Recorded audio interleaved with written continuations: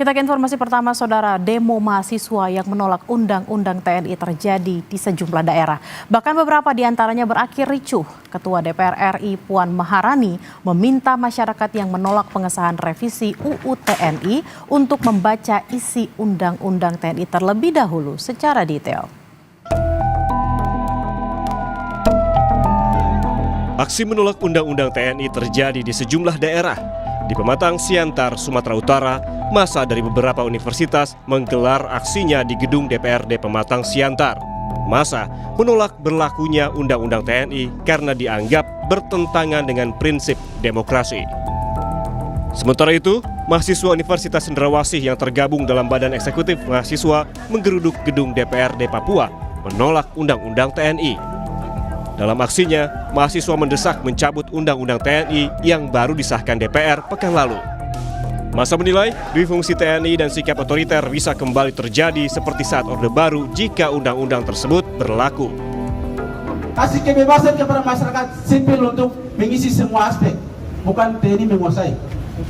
Oleh karena itu kami hari ini turun tidak membiarkan siapapun. Kami tegak lurus kepada masyarakat akar rumput yang hari ini tidak bisa bersuara. Sepakat. Kawan-kawan, kalau bukan kita siapa lagi? Negara kita ini mencatat bahwa era Presiden kedua Soeharto itu dilensir karena rezim otoriter. Di tempat lain, unjuk rasa penolakan pengesahan Undang-Undang TNI di Karawang, Jawa Barat berujung ricuh. Polisi menangkap beberapa orang yang diduga merusak kantor DPRD Karawang. Polisi membubarkan massa unjuk rasa yang bertahan di gedung DPRD Karawang karena dianggap melebihi batas waktu yang ditentukan. Polisi menembakkan gas air mata, sebagian massa berlarian, namun sebagian lagi justru melakukan perlawanan. Kapolres Karawang AKBP Edward Zulkarnain bilang, massa bukanlah massa unjuk rasa, melainkan kelompok kriminal. Polisi pun menangkap beberapa orang dan menyita sejumlah barang bukti. Ini sudah mengarah kepada kriminal karena mereka sudah melakukan pengerusakan. Kami polisi persuasif, Ditjen sudah melakukan tindakan represif, tapi mereka melakukan pengerusakan di gedung DPRD Kabupaten Karawang. Ada beberapa orang yang kami amankan, sampai saat sekarang saya belum bisa tahu jumlahnya berapa. Tak hanya menggelar demo di lapangan, mahasiswa juga melakukan perlawanan lewat Mahkamah Konstitusi.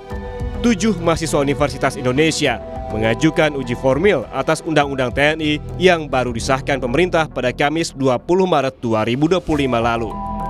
Permohonan diajukan oleh Muhammad Alif Ramadan, Namo Radiarta Siahaan, Kelvin Oktariano, M. Nurobi Fatih, Nicholas Indra Siril Kataren, Muhammad Syadad Sumarta Dinata, dan R. Yuniar A. Alpandi.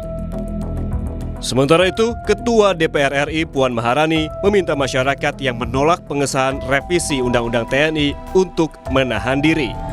Puan menyebut isi Undang-Undang TNI sudah bisa diakses di website resmi DPR RI. Puan meminta masyarakat membaca secara utuh dokumen final Undang-Undang TNI. Puan mempersilahkan masyarakat yang sudah membaca dokumen untuk protes jika merasa tidak sepakat.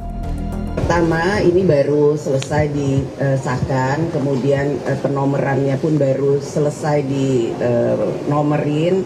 Jadi tolong baca dahulu secara baik-baik isinya, apakah kemudian isinya itu ada yang tidak sesuai, apakah isinya itu kemudian ada yang mencurigakan, apakah isinya itu memang tidak sesuai dengan yang diharapkan.